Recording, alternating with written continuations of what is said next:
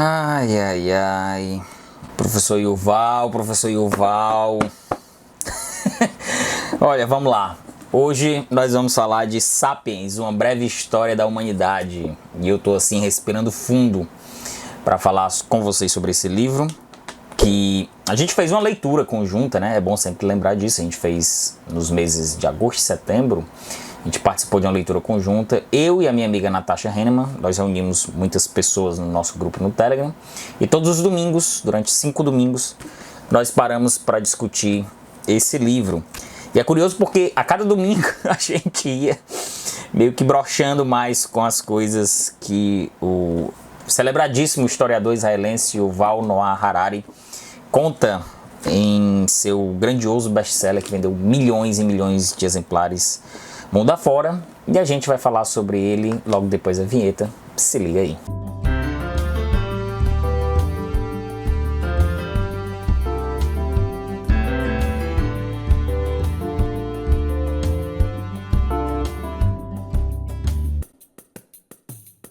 Bom, se você chegou até aqui, eu vou pedindo para você se inscrever no Seleção Literária. Isso é muito importante. A gente está tentando alcançar o grandioso número de 10 mil inscritos e seria uma honra contar com a sua inscrição. Você pode divulgar o Seleção Literária para os seus amigos, suas amigas que gostam de ler. É sempre importante essa divulgação, ajuda demais o nosso trabalho aqui. Bom, e como eu falei no início do vídeo, eu expliquei um pouquinho o contexto de como foi essa nossa leitura. Muitas pessoas participaram, tem mais de 100 pessoas no nosso grupo no Telegram. Em breve nós vamos fazer uma nova leitura, que será o livro do Carl Sagan, O Mundo Assombrado pelos Demônios. Vou deixar o link para você entrar no nosso grupo no Telegram, tem todas as informações lá, a gente está sempre batendo um papo. E você pode participar da nossa próxima leitura, que será mais ou menos aos moldes desse aqui. E esse livro aqui, o Yuval Noah Harari, ele tem a pretensão, a ousadia, uma boa ousadia, aliás, de contar a história da nossa trajetória aqui, nesse nosso planetinha, nosso planeta Terra. E ele, para fazer isso, ele divide o livro em 4 partes. A parte 1, a Revolução Cognitiva, a parte 2, a Revolução Agrícola, a parte 3, a Unificação da Humanidade, e a parte 4, a Revolução Científica, e termina com o epílogo O Animal que se tornou um Deus. De início ele propõe algumas ideias bem interessantes e do que ele chamou de a revolução cognitiva. Nesse início o autor desmancha aquela imagem clássica que a gente tem daquela linha do tempo horizontal e que tem as imagens da evolução humana, da coluna vertebral esticando, a gente a partir dos primatas até se tornando bípedes e como a gente se posta hoje em dia. É errado pensar que existiu apenas um tipo humano na Terra e que todos os outros não passavam de um modelo antigo do que nos tornamos. Na verdade, de cerca de 2 milhões de anos até por volta de 10 mil anos atrás, o mundo abrigou ao mesmo tempo várias espécies humanas. Pensar, caçar, dominar o fogo, cozinhar foram algumas das características que nós, Homo sapiens, começamos a dominar e que outras espécies não tiveram a mesma competência. E claro, a partir daí sucumbiram, né, por diversos motivos. E essa é a teoria que o autor escolhe para trabalhar a partir da, vamos dizer, do momento crucial entre Sapiens e Neandertais e a consolidação dos Sapiens no planeta Terra. Sapiens e Neandertais tinham hábitos diferentes, cheiros diferentes, anatomias diferentes, e por conta disso havia pouco interesse sexual uns pelos outros. E quando os Neandertais se extinguiram, logicamente seus genes também se extinguiram com eles. E essa consolidação dos Sapiens não foi há muitos milhões e milhões de anos atrás, não. Ocorreu uma coisa de 100 a 70 mil anos, que para o tempo de vida dos primatas e para o próprio tempo de vida do planeta Terra, isso é muito pouco. E eu acho que o grande ponto positivo que esse livro tem, eu acho que é logo no começo. Depois é meio que ladeira abaixo, mas a gente vai discutir isso um pouquinho pra frente.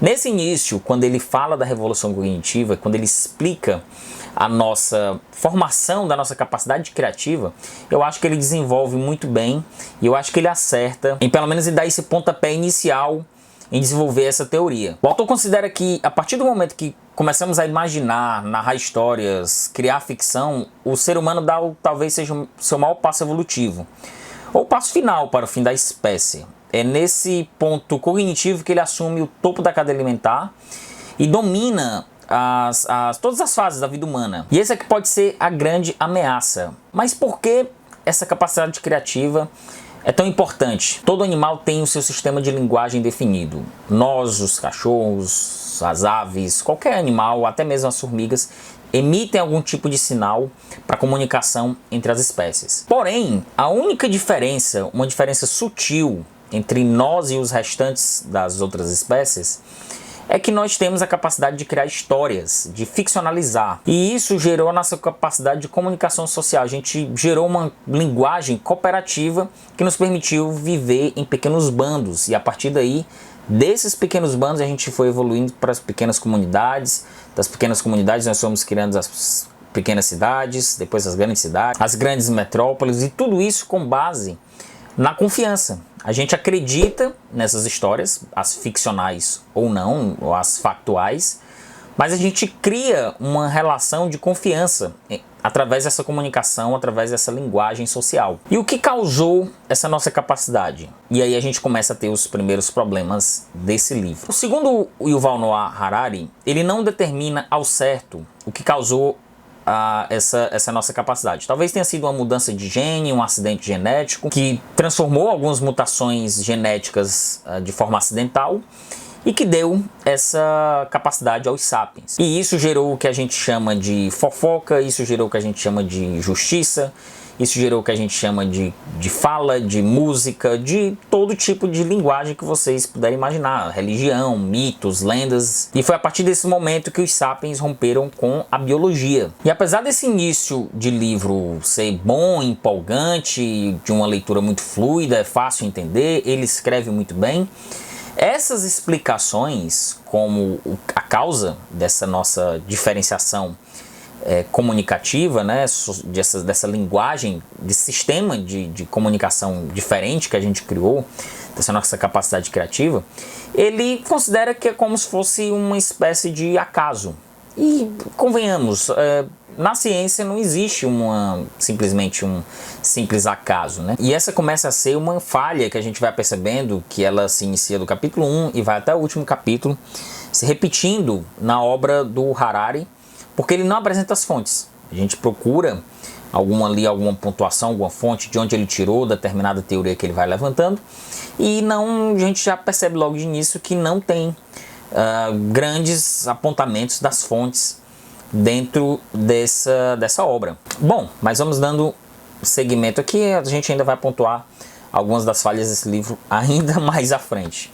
A partir daí, como eu falei, dessas pequenas comunidades que foram se tornando por conta das criações dos mitos, das lendas, das religiões, da fofoca, as comunidades foram crescendo, cidades foram crescendo, impérios foram crescendo, e isso, na medida em que isso foi acontecendo ao longo do tempo, a gente teve a capacidade de dominar a questão agrícola. O Harari considera que é um momento chave quando a gente deixa de ser caçadores, coletores, que vivia transitando, e passa a dominar a produção agrícola, porque fixa residência, fixa CEP, vamos dizer assim, e a partir daí é que essas explodem, as tribos e pequenas comunidades, cidades e toda a sequência que nós conhecemos. E essa também, segundo Harari, é uma grande armadilha. Segundo o autor, a nossa capacidade nutritiva diminuiu, porque nós passamos a nos alimentar de um determinado tipo de cultivo, de uma mesma cultura, do trigo, por exemplo. Distinções entre pessoas de uma mesma comunidade começaram a ser criadas,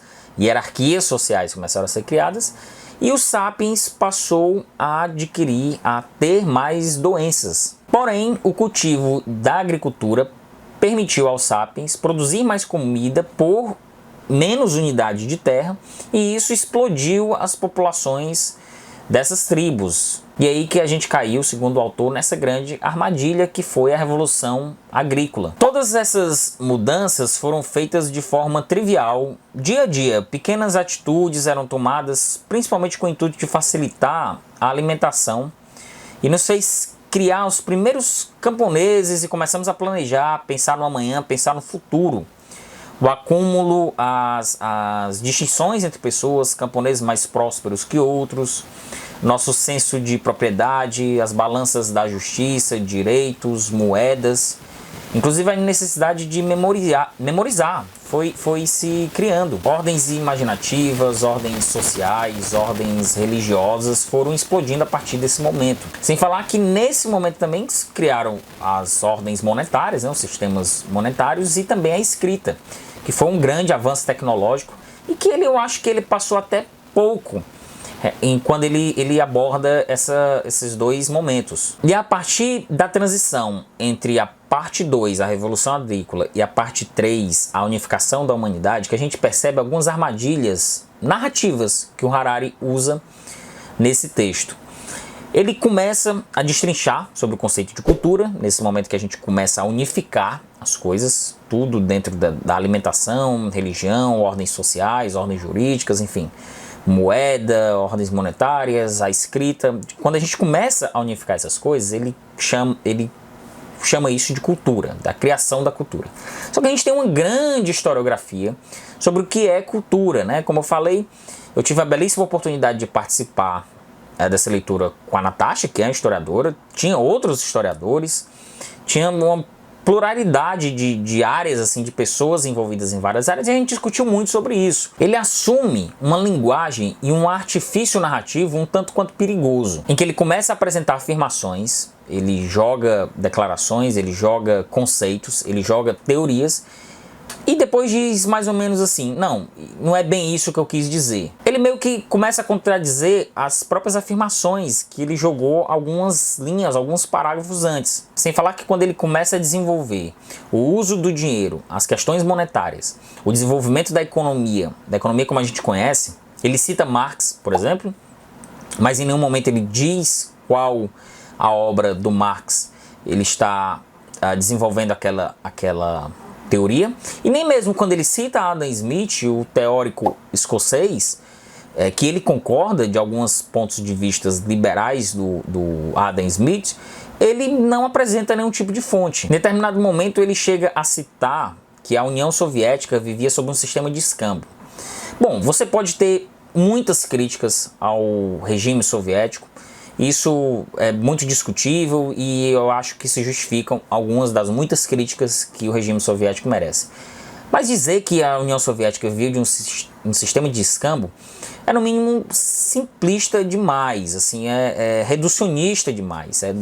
É você resumir que o liberalismo econômico é melhor, porque supostamente desenvolveu a cultura monetária inglesa, americana, do mundo ocidental ao qual nós conhecemos, e diz que o sistema socialista, comunista, é ruim porque a União Soviética vivia um sistema de escambo. Isso ele joga em uma linha praticamente. E aí não dá porque se você se propõe a falar sobre determinado tema, você tem que desenvolver.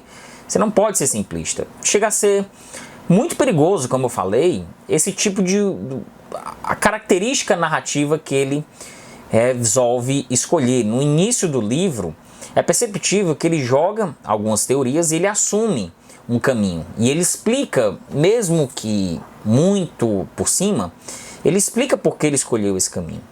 Mas à medida que a humanidade vai evoluindo e as questões filosóficas vão aparecendo, as questões ideológicas, econômicas, políticas vão aparecendo, ele vai escolhendo um caminho que é o caminho mais, digamos, confortável para o historiador Yuval Noah Harari. Mas não é o caminho mais correto, vamos dizer assim. Nem sempre o caminho mais fácil é o melhor caminho. Você precisa explicar, você precisa dizer, você precisa ser chato.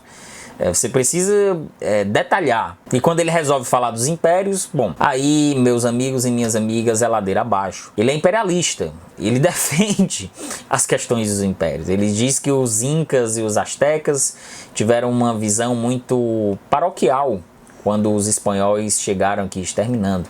Ou seja, não é culpa do Pizarro nem do Cortés, coitados. É culpa dos pobres, dos incas e dos astecas que ficaram com a sua visão paroquial. Então, o cara tá no século XXI e tá defendendo política colonialista. Aí, realmente, é passível de muitas críticas. A dualidade narrativa em que ele passa 3 páginas destrinchando uma teoria para depois dizer, não é bem assim. Veja bem, me parece que é uma luta dele contra o leitor. E que a própria estrutura do livro foi montada dessa forma. O perigo desse tipo de narrativa é o péssimo uso que pessoas negacionistas, que é tão comum a gente ver hoje em dia, pegarem esse livro e usarem da forma que bem entenderem. No capítulo As Engrenagens da Indústria, ele diz que os recursos naturais são finitos, ele faz essa afirmação. E somente no final do capítulo, é que ele resolve analisar a afirmação anterior. Então você passa páginas e páginas do livro, desenvolvendo uma ideia, para só depois ele dizer, não é bem assim. Eu compreendo que o livro ele pode ser encarado como um grande ensaio.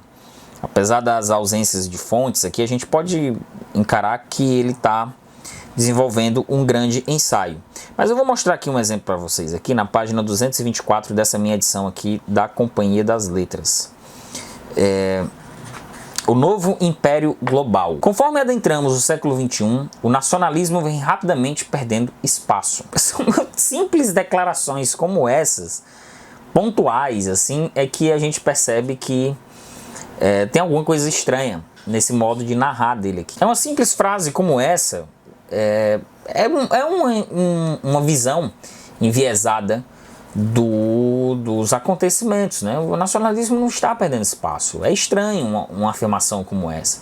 E mesmo que ele aponte que o nacionalismo está perdendo espaço, que ele, claro, ele como um pesquisador, ele pode desenvolver uma teoria sobre isso, ele pode desenvolver a análise sobre esse ponto de vista, mas ele não desenvolve. Ele inicia parágrafos com todavia, no entanto, se. Olha, não dá começar um parágrafo com se.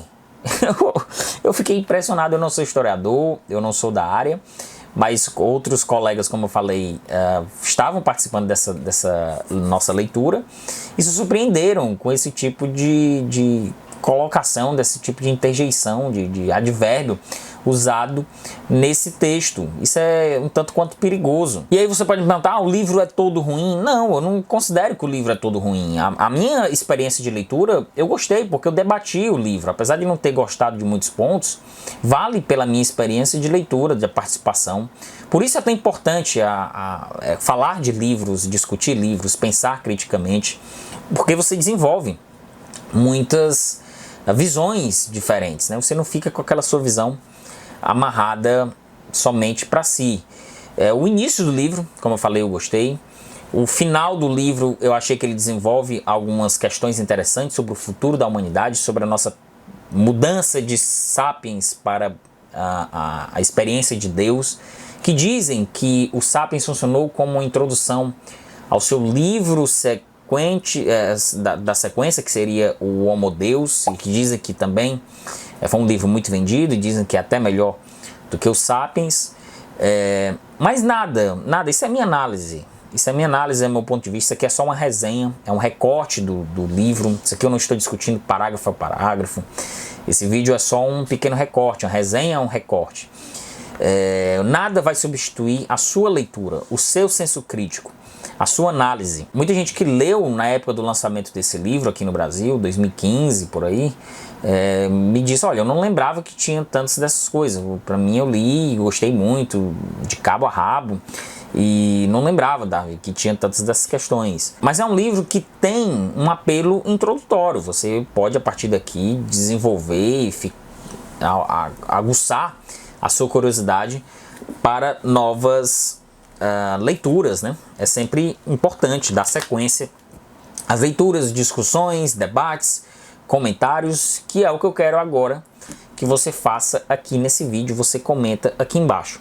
Eu não posso deixar, claro, de indicar o incrível vídeo que a Natasha fez sobre esse livro. Ela falou bem melhor do que eu sobre esse livro, com mais propriedade inclusive, e com mais didática, explicando ponto a ponto. Você pode conferir o vídeo dela aqui embaixo, está linkado.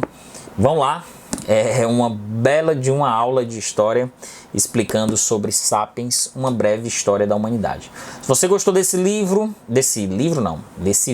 se você gostou desse vídeo, deixa o like nesse vídeo E se você não gostou, deixa o dislike, comenta aqui embaixo se você gostou da leitura, se não gostou, seja respeitoso. É sempre bom a gente manter um debate saudável por aqui. Se inscreve no Seleção Literária, contribui com a chave Pix aí pra gente pagar um almoço legal pra mim e pra Lili, que faz a nossa tradução em Libras aqui no canal. E é isso aí, pessoal. Valeu!